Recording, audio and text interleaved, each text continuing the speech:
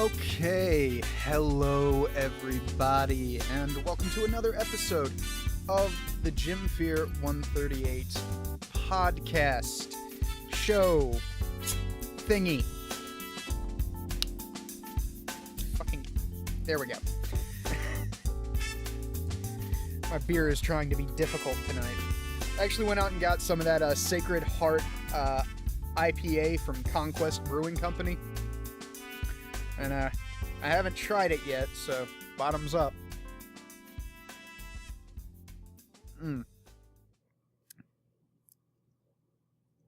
For an IPA, it's pretty good. For an IPA, it is pretty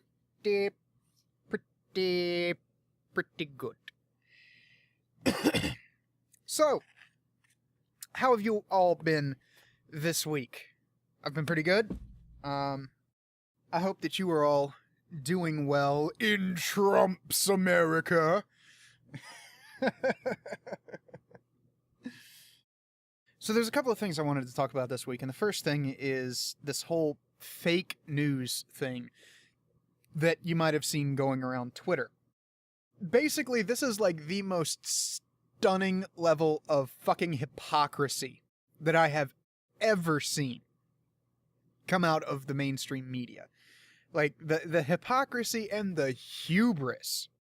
You know, I'm sure you all remember who the outlets were who called the election and have been reporting on it fairly accurately.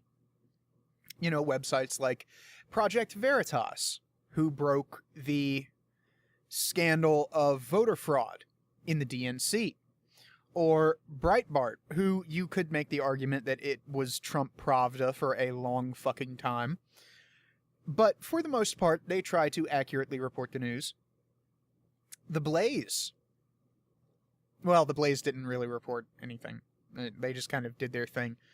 But that's just some of the websites that are being targeted by this fake news thing. And I actually went and looked up the list of websites that are listed as fake news. There's like 130 of them. And most of them are like, okay, you know, this website has .co at the end. So it'll be like drudgereport.com.co. And it's not the real Drudge Report. It's a fake site that's pretending to be the Drudge Report. And it's like, okay, well, that's pretty legit. You know, at least you're letting people know that that's not Drudge. And then there's, of course, websites like The Onion and Clickhole, which are actual fake news sites. That's what they fucking do. They literally make shit up. That's their business. But then they sneak in sites like Project Veritas and Breitbart, and yeah, you could make the argument that InfoWars belongs on that list. But the thing that's concerning most conservative news outlets is that they are going to be censored by this push. And this push is coming from places like Facebook. They're utilizing this list to put up warnings before you click on a link that will show up a little box that say, you know, this website may have misleading information or, you know, outright fabrications or whatever the fuck it actually says. And I can't, like, having followed Breitbart since Gamergate, you know, having read The Blaze with at least reasonable frequency, having kept up with the Project Veritas thing when they were breaking the problems with the DNC and getting people like Robert Creamer fired because of the malfeasance that he engaged in. It's really seeming to me like this is, okay, these are some fake news sites, but these guys are also fake news sites. And we don't like what they say, and we don't like that they ate our fucking lunch during the presidential campaign. So we're going to put them on a list of fake news sites and discredit them in that fashion. But the thing that these companies don't realize is that they have already been discredited. So every article that comes out of CNN, MSNBC, ABC, all of these places, it's all suspect because they so thoroughly burned their credibility in avoiding every single thing that Hillary ever did, Well, not everything. They brought it up, but they tried to downplay it and make it out as not a big deal instead of what it actually was, which was breaking fucking federal law. These sites like InfoWars and Breitbart and Project Veritas are fucking the mainstream media up in the numbers. They're blowing up right now. And according to an article that I saw earlier, fucking, like, some really stupid, innocuous shit, like the gardening channel or something like that, gets more hits than CNN in a day.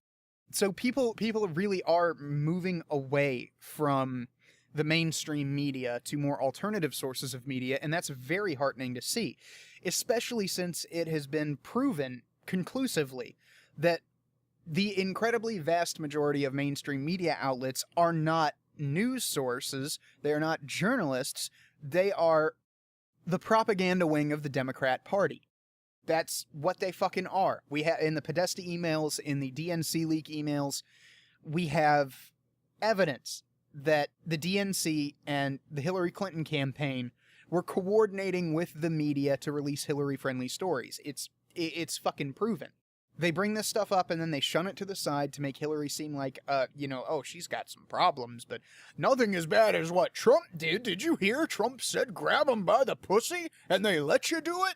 He likes to commit sexual assault. My God, we can't have this fucking rapist be our president. You know, he's in court right now for the rape of a 13-year-old girl, which, by the way, and it just falls apart. Like, that shit was rescinded because the bitch didn't have any fucking evidence, and everybody knew it. So I'm very, very happy that the mainstream media is going the way of the dinosaur. They're unable to keep up in this information age. They devolved into clickbait and pushing narratives to support their political overlords. And they're gone. They're dead. What is it? 4% of the American population actually trusts the mainstream media now? 4%? Meanwhile, average Joes like me will go to Breitbart or Paul Joseph Watson or Milo Yiannopoulos or Stefan Molyneux or anybody other than the mainstream media to get our news from. You know, I'll go to the Blaze before I go to CNN any day of the fucking week. But what's really funny about this is that Democrats and liberals, for like 16 years, for the better part of 2 decades, have been getting their news from an actual fake news show. For those of you who are unaware, The Daily Show is not a news outlet. They take the news and they turn it into comedy. That's what they fucking do. However, they also push a political narrative with their programming. It's obvious that they are left of center and they just spend their entire fucking program shitting on Republicans. And a lot of the time, Republicans deserve to be shit on. Okay? I'm not saying that the Republicans aren't shit-worthy. But when you do all of that, and you're very obviously pushing a narrative, you don't get to just come off with the whole, oh, it's just a comedy show. I think Ben Shapiro called it the clown nose routine. So, like, Jon Stewart would get up there and he would put on his clown nose, and he would make fun of the Republicans for a minute, and then he would get really serious, and the clown nose would come off. And he'll make a very serious point, and people will be like, well, what the fuck, dude? Why are you pushing this shit? And he's like, oh no, see, clown nose. Here's my clown nose. I'm just a comedian. Ha ha ha. This is all in good fun. People can tell the difference between jokes and being serious, dude. You're not fucking fooling anybody. But the level of hubris in the act of claiming that you get your news from an actual fake news show, and then having the mainstream media being proven to push false stories to discredit their ideological opponents, and saying that Breitbart and, InfoWars and the Blaze and Project Veritas are fake news when they pulled the fucking rug out from under you people on the international stage. Everybody saw it happen. And it wasn't like no cool, cheap magician's trick where you got the wine glass sitting on the table and you pull the tablecloth out from under it and the wine glass is still sitting there. No, this was a big fucking pile of full wine glasses, like tall as your fucking head. And then fucking Paul Joseph Watson and Stefan Molyneux and Glenn Beck and Alex Jones just walked up to the table and they each grabbed the fucking tablecloth and they pulled that shit up and out and just spilled all those broke all the fucking wine glasses, spilt all that wine every fucking where. And now the media has fucking egg on their face and they're trying to clean it up and save their integrity, but they're doing it in all of the wrong ways. Like, the best way that they could do it is I saw what I don't remember the guy's name, but he's some famous news anchor. Like, you'd recognize him if you see him, but I don't know the guy by name because I don't watch television in general, but mainstream news in particular. And somebody had taken GIFs of him and edited the text to read something along the lines of, "Okay, America, let's level with each other right now. We lied. We lied a lot. We lied about blah, blah, blah, blah, blah, blah, blah, blah, blah." And there's this big list of things that the mainstream media provably fucking lied about over the course of this election.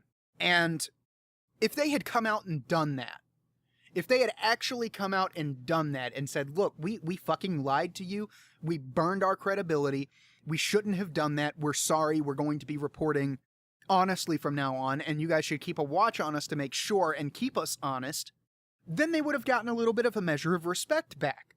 You know, people would have been watching them and keeping them honest, but if they continued to report the news objectively like they're fucking supposed to, then it wouldn't have been that big of a deal. I mean, it still would have been a really fucking big deal, but there would have been a little bit of bridge building on their part to reestablish credibility with the American electorate. But they didn't fucking do that. Instead, they doubled down, they pushed all of the buttons, they hit all their narrative points, they dropped all of the buzzwords, and for the fucking cherry on top of this shit sundae, they claim that actual legitimate alternative news sites are quote-unquote fake news because they got showed up and they're jealous. It's pathetic. It's absolutely pathetic. And I'm so glad that these people are realizing it. They're seeing they're the dying man crawling through the desert who was stupid enough to not bring, you know, a few weeks worth of water with him, and he's at the end of his rope, he's dehydrated, and he's crawling across the desert, and he sees the vultures swooping down on him, and he knows that his life is about to be over, and his eyes are going to be pecked out and eaten. And that got really fucking dark. But it's that kind of concept. Like, they're the dying man, knowing that their death is coming and that they can't do any fucking thing about it. And rather than actually try and fix the problem, they're doubling down on everything that got them in trouble in the first fucking place. You cannot fucking trust these people. Do not visit their websites. Just leave them. Go to other places. If you're not of the right-wing persuasion, then go find alternative left-wing news sites, preferably not the Young Turks, because they're just as corrupt as the mainstream media. But if you can find reputable, decent left-wing publications to get your news from, then get your news from those places. But just leave CNN and MSNBC and HuffPost and all of these other websites. Just leave them alone. Don't encourage them anymore. Don't give their articles are clickbait. And if you click, you're giving them ad revenue. You're giving them an audience. So if you have to use their websites to document something, archive.is. Go to archive.is, grab the URL, archive that shit, and then just circulate the archive link. Don't link back to their site. Don't do it. These people have proven that they don't give a fuck about the truth. They've proven that they don't give a fuck about you or me or honesty or decency or actual journalism or anything that they're supposed to care about. So it's time to bankrupt these fools. It's time to put them out on the fucking street washing car windshields with newspapers. It's time for Sally Cohn to be working at McDonald's to make ends meet, not sitting behind a desk on an internationally syndicated news show where she can be a fucking histrionic liar. And you can tell. This is just one of the evidences that these people know that they're dying and they're desperate to maintain their shred of credibility, but they don't know how to do it, was when Trump decided to blow off the media and go have a steak with his family. They freaked the fuck out for a full day. A full news cycle. These people were bitching and pissing and moaning about how Trump had blown them off and how dare he do this, and you don't have the right to privacy anymore, you're a public figure. And you're supposed to take us with you wherever you go. Why did you leave me? Why did you leave me? Who's that bitch you've been talking to? What's her name? Breitbart? Oh my god, I'm gonna slash that bitch's fucking throat! They're like a fucking delusional ex-girlfriend. Like one of those psychotic ex-girlfriends that fucking stalks you over Facebook and threatens your fucking new girlfriend and shit. That's exactly what they fucking did. They stalked Trump. He blew them off. They stalked his ass to the fucking restaurant and bitched and pissed and moaned about how he wasn't paying attention to them. And then they tried to fucking slash his new girlfriend's tires by putting Project Veritas and Breitbart and The Blaze and the Daily Wire and all of these other conservative outlets that have been accurately reporting the news on this list of fake news sites. It's gorgeous. It's beautiful watching these people self-destruct like this. Just let them keep doing it. Let them keep doing it. As Napoleon Bonaparte said, never interrupt your enemy when they're making a mistake. Never. And speaking of the lying media, it's just something I'd like to do. Razor Fist recently released a video wherein he explained how the Trump phenomenon happened, how Trump won. And at the end of the video, or somewhere around halfway through the video or so, he takes off the sunglasses and he puts away the Razor Fist persona, and he actually talks to people. And he says, you know, is it possible that with all of the proven lying that the mainstream media has been doing, is it possible that they've also been lying to you about how horrible of a fucking person that Donald Trump is? Just entertain the possibility that that's, you know, that might be the case. So, in keeping with that little motif of the mainstream media lying about Donald Trump, this is an article from advocate.com, which, near as I can tell, they're a LGBT news site.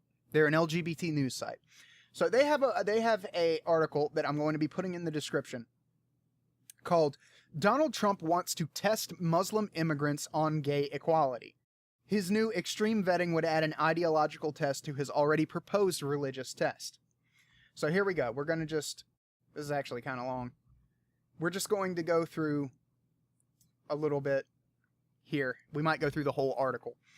But Donald Trump wants to bar any Muslim who supports the death penalty for gays from entering the United States. That's among a long list of reasons he outlined today that a person would be denied entry, or even ordered to leave the country after already immigrating here. "I call it extreme vetting," he told a raucous crowd during a foreign policy speech delivered in Ohio. Trump began the speech by rattling off a list of terror attacks and their casualties worldwide. He included the Pulse shooting in Orlando, saying, "And I'll tell you what, we can never allow this to happen again." His solution is partly to focus on immigration. "A new immigration policy is needed immediately," he said, saying, "The common thread among all terrorist attacks is they have involved immigrants or the children of immigrants. Clearly, new screening procedures are needed." Trump claimed that immigrants from Muslim-majority countries in the Middle East are bringing support for Islamic law, including honor killings for women accused of shaming their families and the death penalty for gays. "There's no question that Islamic law is used in countries to prosecute men and boys accused of gay sex. Iran executed a gay teen just last month, according to Amnesty International, and there are 11 other countries where a person can be put to death by their country for gay sex, often citing Sharia law. Trump said we must screen out any who have hostile attitudes toward our country or its principles, or believe that Sharia law should supplant American law. Those who do not believe in our Constitution or who support bigotry and hatred will not be admitted for immigration to our country." He displayed a narrow definition of bigotry and hatred, seeming to apply it only to Muslims. For example, he called for an international conference focused on fighting radical Islam, and suggested Russia could be an ally. Meanwhile, Russia prosecutes its own citizens under its gay propaganda law.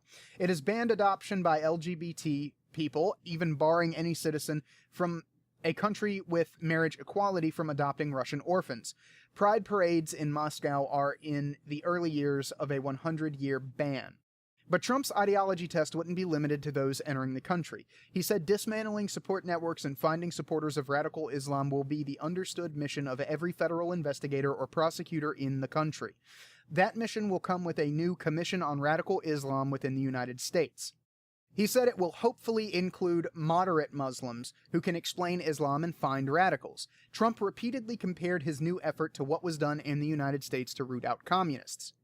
So right there, he's not talking about, getting rid of all Muslims. He wants to put Muslims on this board to find and root out radical Islamist terror cells that want to hurt gay people. Those who are guests in our country who are preaching hate will be asked to leave immediately, and if they don't do it, we will return them home, he promised.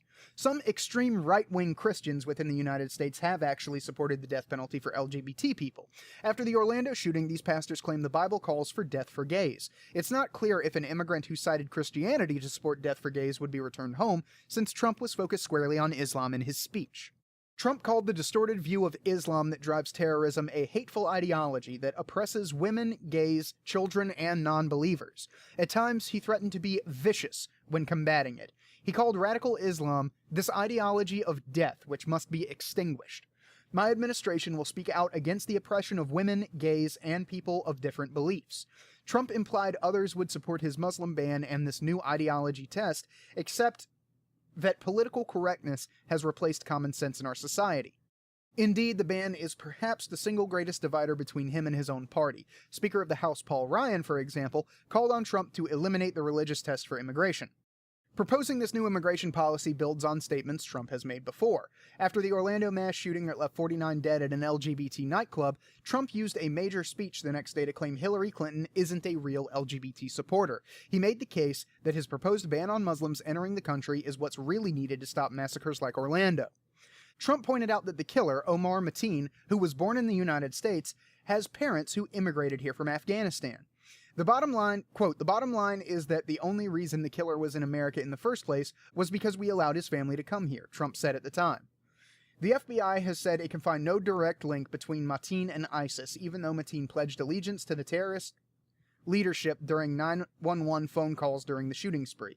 Trump was very clear, however, about his belief that the crime was both motivated by terrorism and hatred for LGBT people, which he blamed on radical Islam. Okay, so This goes to like I said, this article will be in the description. That's all I'm going to read from it right now. I got about halfway through it, but to save time in the podcast, that's who he elected president. The guy who is so concerned about LGBT people being prosecuted by radical Islamist extremists that he is going to institute a ban and a vetting process, an ideological purity test.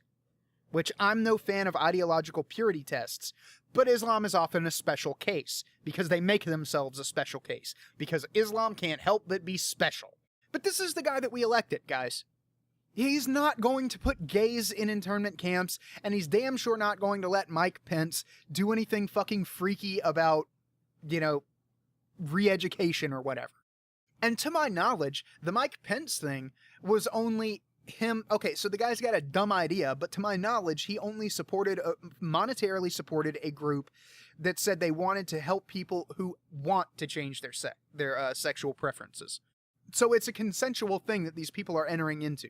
Whether they're entering into it through miseducation or guilt or coercion or abuse or whatever, they still entered into it. So it's not like he supports zapping the gay away. So everybody just needs to calm down on the Trump LGBT thing. And so far as the rest of it goes, you could call him an Islamophobe, but the problem with Islamophobia is that a phobia is an irrational fear. And it is rational to fear Islam. I'm sorry to tell you progressives and you moderate Muslims out there who actually just come over here and you want to live your lives and you don't fucking want to be bothered and you don't want to put Sharia courts in place of American courts and you just want to be American. I support you. I'm glad that you're here. But you have to understand that your religion is fucking crazy. There's a lot of fucking crazy people in Islam.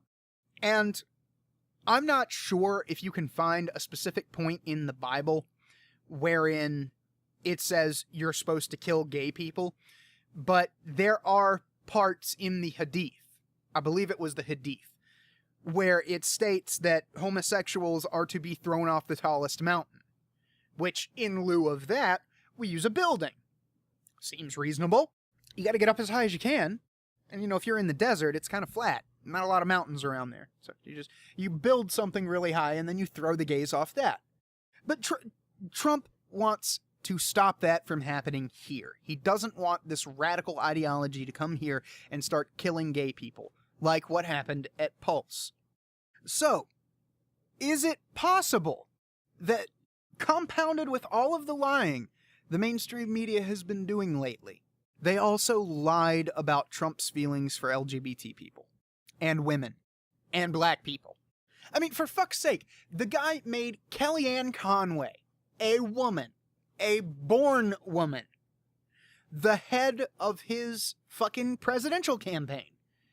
She's the first woman in American history to successfully run a presidential campaign. But you're not going to hear these fucking liberals talking about that shit. You're not going to hear the feminists praising her about that, about being the first woman to do this shit, because she's a conservative, and fuck her, she doesn't think right. She's committed thought crime, and thus her accomplishments are invalid. Right? I mean, he really must fucking hate women to make a woman the head of his presidential campaign, who led his presidential campaign to victory. And he's considering giving her a post in his administration. Yeah, he really fucking hates women, doesn't he? Come on, guys. Think about this for 5 fucking seconds, man. Stop swallowing the Kool-Aid. Like, I'm not saying that Trump is going to be the best president ever. He might be the worst president ever. He might just be okay. He might be moderately bad. He might be the best president ever, but we don't fucking know. But one thing that we can say is that there's been too much Kool-Aid sipping on both sides of the fucking aisle here. Trump is not anti-gay. Trump is not anti-woman. Trump is not anti-black. The guy's been a Democrat his whole entire fucking life.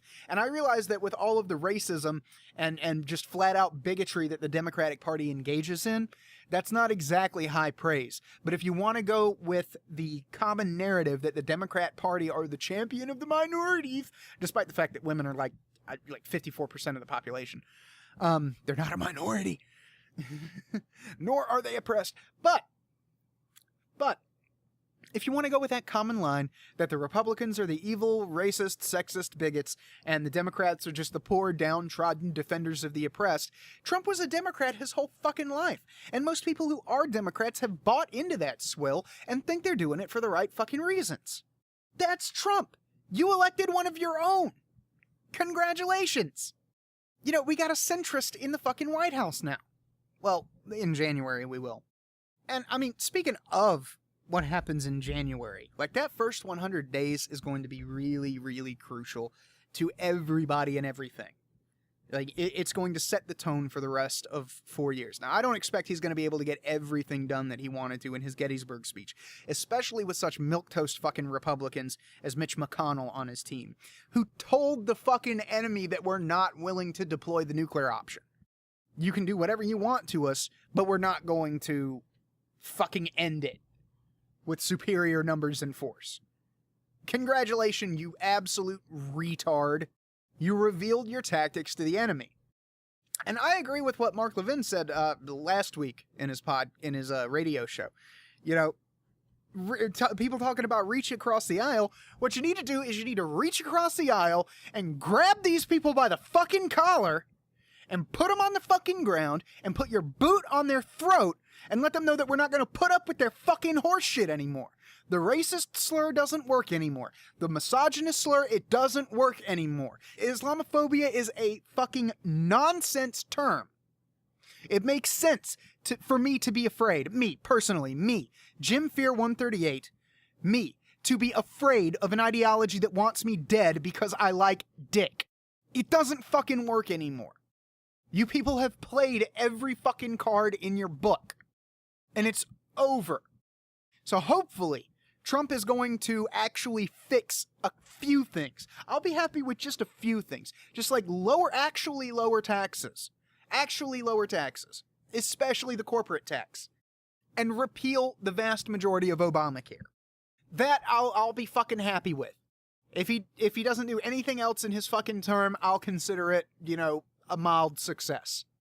But you have to get these fucking that's another thing, is you got to get these fucking milquetoast Republicans like Mitch McConnell into a room, and you got to sit them down, and you got to be like that fucking. This is one of my favorite memes that came out of the election. It was that scene from the movie about the Somalian pirates where the guy goes, look at me, I'm the captain now.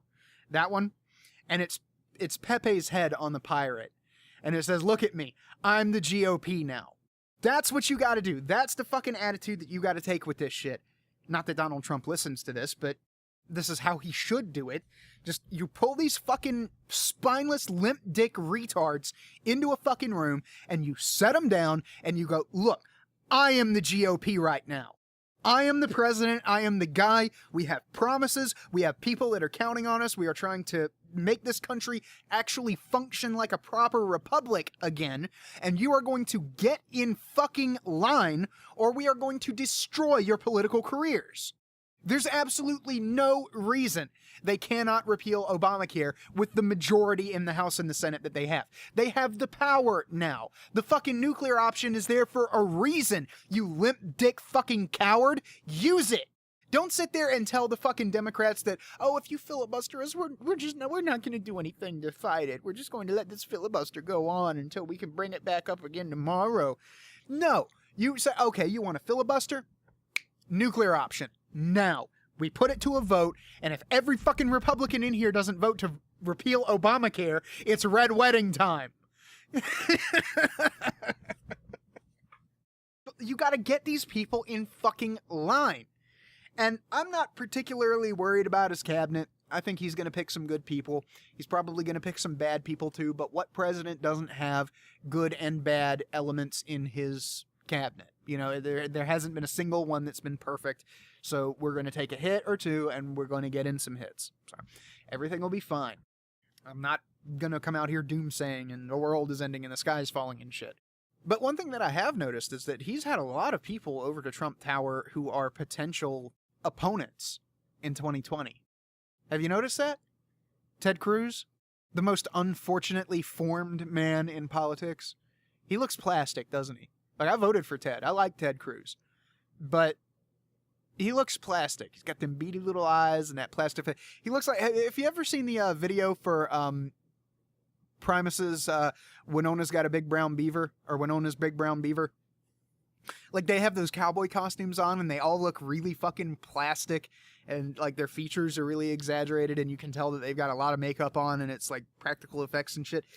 That's what Ted Cruz looks like. He's just got this skeezy used car salesman vibe about him. And, like, you listen to him talk, right? You listen to him talk and you listen to what he's actually saying and the conviction in his voice, and he really does believe all of this shit that he's saying. He's not one of these guys who lies about his stance on shit. I mean, the guy fucking stood up in front of the Senate and read Green Eggs and Ham to filibuster a law that no Republican in their right fucking mind should have let pass.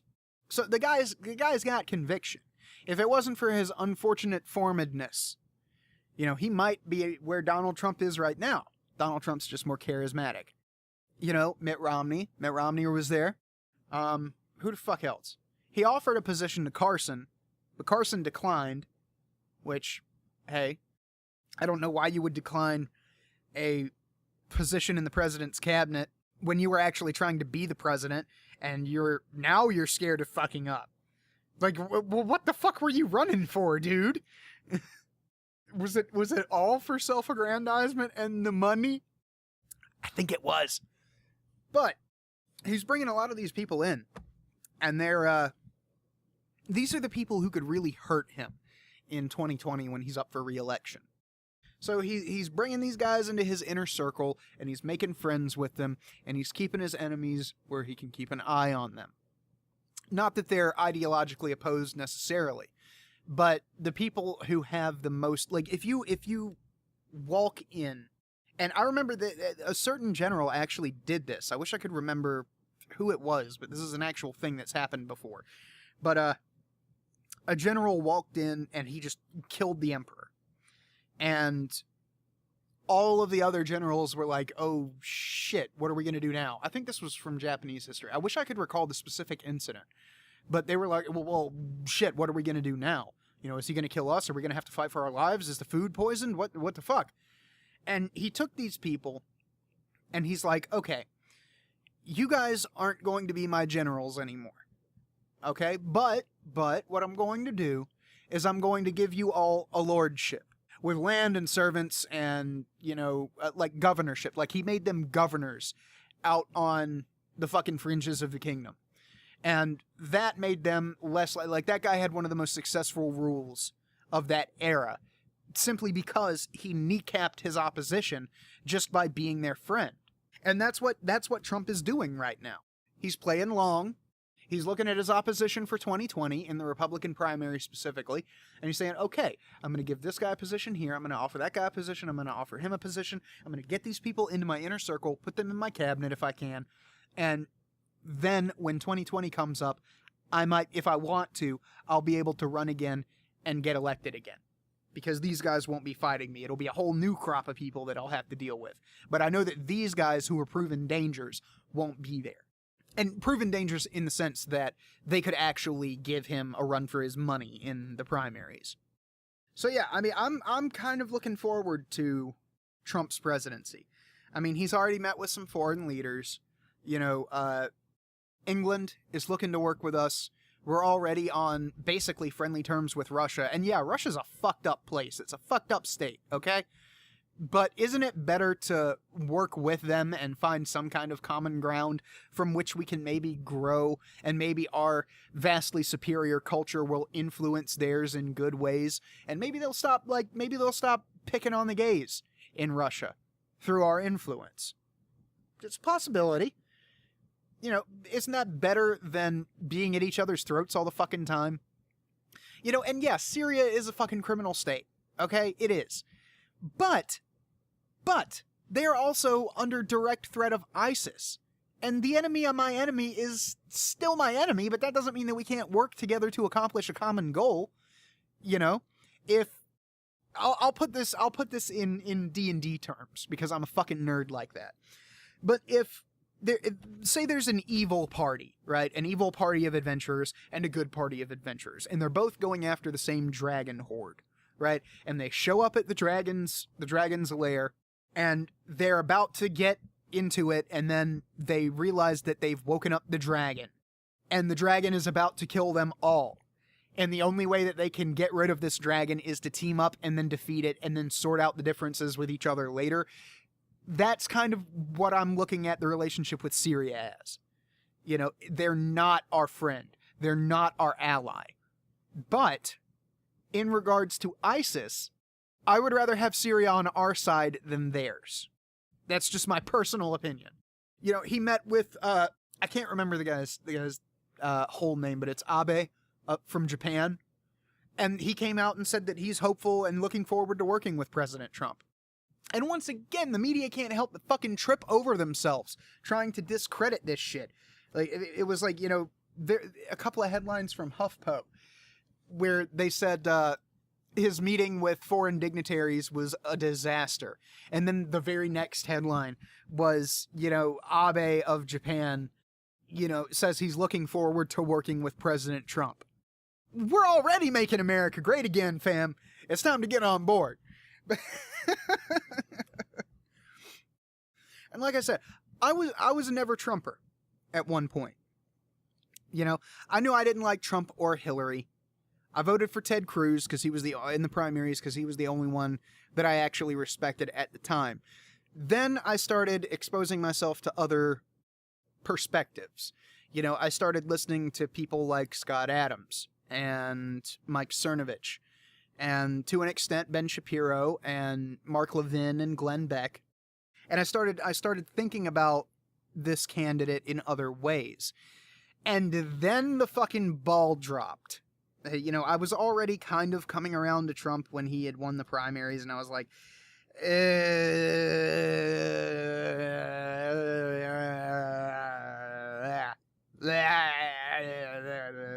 Trump? But I I was kind of coming around and seeing how, okay, well, maybe he's not as bad as I thought he was. Maybe he's not as bad as everybody says. Like Stefan Molyneux makes very good cases for Donald Trump. Razorfist mentioned his series, The Untruth About Donald Trump, which you should all go and watch. I listened to those podcasts and I heard him break down all of that shit, and it's all of the links are in the description. He's very thorough in his research. And I started rethinking Donald Trump. And then shit started going sideways for Hillary. Like, everything went fucking pear-shaped for Hillary. And the DNC leaks came out, and the Podesta emails came out, and the Comey FBI hearing happened. And I was just like, holy fuck, this is the most corrupt person in politics. This is possibly the most evil human being on the face of the planet. Or at least in America right now. That actually has power to do widespread damage. Not only to America and our republic, but to individual fucking people. As evidenced by the body count. I mean, a fucking journalist who was investigating the Clinton Foundation's ties to a child sex trafficking ring in Haiti just turned up dead under mysterious circumstances not even 2 weeks ago. So I started hearing all this shit come out about Hillary, and I was like, oh my god, we have to stop this bitch. So I would meme ironically about Trump and work my way around mentally to voting for him just on the grounds that he would stop Hillary. It's not Hillary Clinton. I will take the unknown evil of Donald Trump over the absolutely known monstrous evil of Hillary Clinton. That was my thought process. So evidence and reasoned arguments turned me from a never-Trumper into someone who's actually who voted for Trump and is actually pretty hopeful about his presidency. Everything seems to be going okay so far. I mean, I know he's not even in the office yet, but they already scrapped the fucking Trans-Pacific Partnership. We're on friendly terms with Syria and Japan and Russia and a couple of other things that Obama had wanted to do, like the pardon for Hillary Clinton. And that's one of the funniest fucking things. Who was it? Was it Jesse Jackson? Said that Obama on his way out should pardon Hillary. And it's like, you do realize what you just said, right? Like, we know Hillary, you just said we know Hillary is a criminal, but we should let her go anyway. That's what that fucking boiled down to. Way to go, dumbass. And then Obama came out and said he's going to wait to do anything until Trump's DOJ is instituted. We're winning so much already. And even fucking Mexico came around and said that, hey, we do owe you guys a lot of money, so maybe we can talk about this wall. Everything seems to be going okay, guys. It's not the end of the fucking world. And Trump's probably going to be an alright president. Probably. Hopefully. But the last thing that I wanted to talk about this podcast is how this recent trend, and maybe this isn't so recent of a trend, but it seems recent to me. Maybe I just haven't been paying attention long enough and I just picked up on it now. But there's this recent trend where you find the absolute fucking dumbest thing that anybody has ever said. That this person has said. You want to discredit this person, so you comb through all of their shit and you find the dumbest thing that they have said. And you put that up. And it's like, this happened with Mike Cernovich, one of the guys that Trump is looking to get into his cabinet right now. I think his General Flynn, I believe is his name, actually went and read Mike Cernovich's book, Guerrilla Mindset, and recommended it to people. So I've seen people who do not pay attention to Mike Cernovich. They do not read Danger in Play. They haven't read Guerrilla Mindset. I mean, neither have I. I've been kind of wanting to, but I don't have a lot of time for reading, and I'd have to get the audiobook. And Mike Cernovich read the audiobook, and I like Mike Cernovich, and he's a very intelligent guy, and he's had a fairly positive influence on my life so far. I don't regret following him on Twitter, put it that way. But I don't know if I can listen to that guy read a book to me. Like, it's nothing against him personally, but that lisp that he's got going on, that adenoidal thing that happened with his mouth, and it's unfortunate, but I don't know if I can listen to that guy read for like 8 hours. I'm sorry, Mike. I'm sorry. Maybe I'll just get a copy of Guerrilla Mindset and just keep it in the bathroom or something and read while I'm on the shitter. But he's got this thing about like super serum that he talks about, like how to get super sperm that will get girls addicted. And it's silly shit. It's really silly shit, you know? But they're acting like that completely discredits him, and nothing that he says is right because, oh, look at this guy. He believes in fucking super sperm. And he's like, don't jack off for a week, eat clean, exercise, and that's how you get super sperm. And people are like, okay, dude, what the fuck ever. But that one thing, like, okay, let's take Aaron Clary, for instance. I've been following Aaron Clary for like 3 years now, right? Ever since Honey Badger Radio first came out, he advertised with them because they were in the manosphere, and he's a manospherian, so he advertised with them, and that's how I found him. And I read a couple of his books, and I started watching his YouTube videos, and there's a lot of really good, like, that dude's YouTube is a treasure trove of information for young people, just in general. Yeah, he's an asshole. It's in the business name. Asshole Consulting. You pay for him to be a dick to you, but to lay down the hard fucking truth. And then he came out with this fucking Return of Kings article about Mad Max Feminist Road, I think was the name of the article. And it was absolutely savaged, just torn apart. And in my opinion, it deserved to be. It was kind of dumb. Yeah, Mad Max is kind of a piece of Americana, and it had a big influence on American culture, so he's not wrong there, but it's Australian. That's not an American institution right there. Mad Max is not an American franchise. It's an Australian franchise. And, Eve Ensler didn't seem to have a whole lot to do with the production of the movie. Her role in production was more coaching the female actors, or the actresses, female actors, what the fuck am I talking about? The actresses in the psychology of rape victims and, like, women who have been sold into sex slavery and that kind of thing. So that seems to be her major fucking contribution. Everything else was the original guy. So it was silly. And then people just started bagging on Aaron Clary like this guy can't possibly have any good information to give anybody ever. And that's not fucking true. Like, I listened to Mike Cernovich's podcast, and he actually fucking gave me some really good advice. Not me personally, but just through the podcast, I picked up on. He talks about having a weekly call every Monday with this person who's become a friend of his through these calls, and they'll talk and they'll network and they'll come up with ideas, and it's just a way to kind of organize your thoughts and get plans out with another person.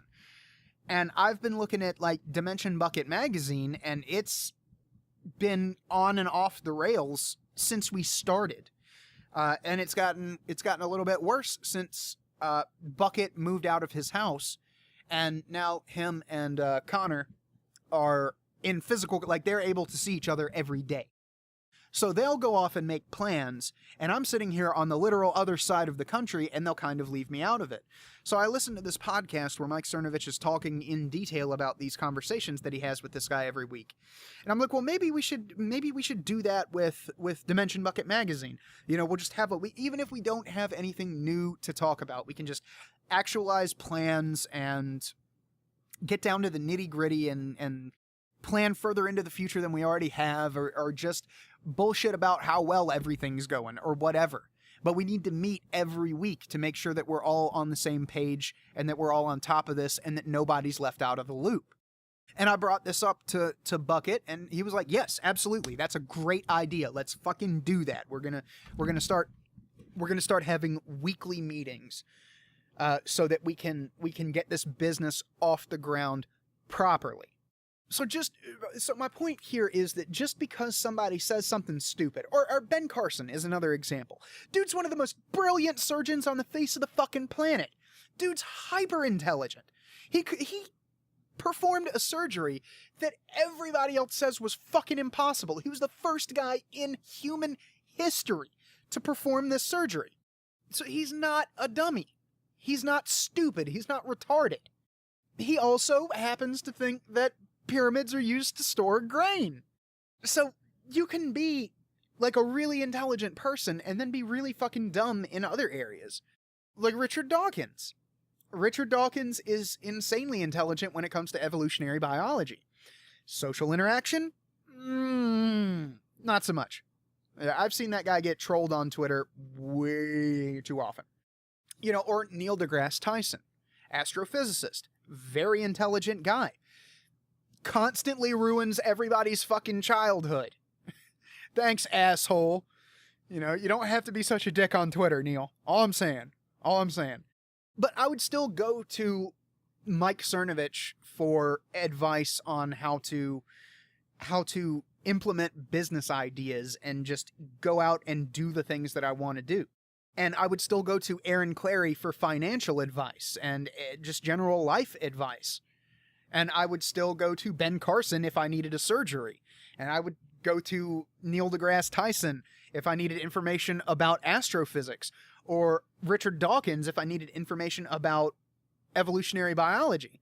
You know, saying one stupid thing or believing in one stupid thing doesn't make you wrong about everything. It really doesn't. Like, Bill Nye says stupid shit all the fucking time, but he's probably a pretty decent engineer. Probably. I've never seen the guy in action, but that's what his degree's in. So I guess my point here is, just because somebody says one stupid thing, and I'm just bringing this up because it's been bothering me for so long, just because somebody says one stupid thing doesn't mean that their whole shit is completely invalid. You know, like, I don't like Roosh V at all. Not a fan. You know, I don't really have anything personally against the guy. I don't think he's guilty of sexual assault or any of that shit. I'm not a fan of the guy. I just don't particularly like him. It's just something about him rubs me the wrong way. Probably the fact that he's a pickup artist. But that's another conversation. But I'm sure that there's something that Roosh V knows more about than I do, that his advice would actually be really helpful on. Maybe he actually does know how to fuck a bunch of chicks. Maybe he has cracked the code, quote unquote, of female psychology. Maybe he has. I don't know. I don't feel like giving him money to find out. I'm not going to buy his books. But just because I don't like the guy and just because I think he says some scuzzy shit doesn't mean that I think that he's wrong about fucking everything. Like, Onision. And anybody who knows what Onision is will know exactly where I'm coming from with this, because that dude is a fucking train wreck. But he's been wrong about almost every single thing that he's opened his mouth on, right? Almost every single thing. However, he's an intactivist. He doesn't like circumcision. And he's right. I actually had to go in and defend Onision at the height of the fucking shit that was going on with him like a year and a half, 2 years ago. I actually had to step in and fucking defend this fool because people were making fun of him for being anti-circumcision when they didn't know shit about the subject. They were just as uninformed and wrong-headed about it as your average fucking American. Turns out Onision actually knew something that they didn't. You know, that doesn't mean listen to everybody. You know, I don't tune into Roosh's podcast. I don't read Roosh's books and shit like that. But if I happen to come across something that someone's like, oh, hey, you should read this. You know, so like, let's just say, I don't know, Cappy and I get to be friends. You know, Aaron and I get to be friends somehow. Rather than just, you know, business acquaintances. And he's like, oh, hey, you should check out this article. And he tosses me like Return of Kings article is written by Roosh. Okay, I'll read it. There might be something in here that I can use. You know, that's genetic fallacy. You know, this person is wrong because they're that person. A broken clock can be right twice a day, you know. So just stop trying to pull this shit, guys. It's not legitimate. It's not legitimate. You take one screen cap of this dude's whole entire fucking Twitter and blog and books, one screen cap of one tweet that he wrote, and it's just completely discredited everything about him. And I'm not necessarily defending any of these people, because they're more than capable of defending themselves. It's just this trend that has been going on of, oh, this person that I don't like in general said this one stupid thing, therefore they're wrong about everything else. I don't know. Shit just bothers me. But anyway, I've been going on for about an hour, and my throat is starting to get all scratchy.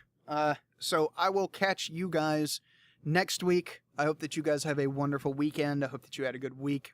I hope that you all have a wonderful Thanksgiving for people who celebrate that holiday here in America. And yes, it is Thanksgiving. Fuck your trying to corrupt the holiday and shit like that. It's fucking Thanksgiving. Be thankful you live in a country where they're not cutting your head off because you cut your hair short, bitch. But anyway, I'm out, guys.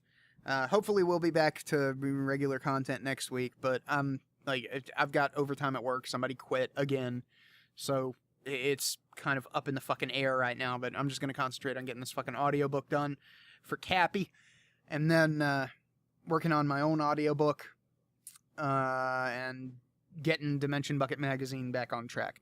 So, busy week. Busy week I've got ahead of me. But thanks for tuning in, guys. Love you all very much. Peace out. Mwah.